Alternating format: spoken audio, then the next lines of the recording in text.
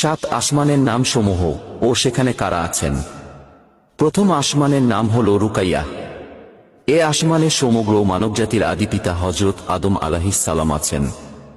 দ্বিতীয় আসমানের নাম হল ফায়দুম বা মাউন। এ আসমানে হযরত ইয়াহিয়া আলাইহিস সালাম ও খ্রিস্টান সম্প্রদায়ের প্রবর্তক হযরত ঈসা আলাইহিস সালাম আছেন।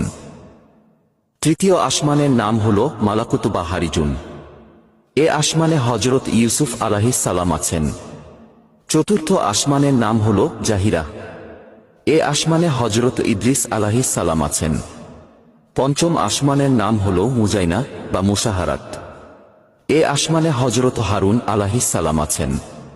ষষ্ঠ আসমানের নাম হল খালিসা। এ আসমানে ইহুদি ধর্ম প্রবর্তক হযরত মুসা আলাইহিস সালাম আছেন। সপ্তম আসমানের নাম হল লাবিয়াহ বা দামিয়াহ। এ আসমানে হযরত ইব্রাহিম আলাইহিস সালাম আছেন।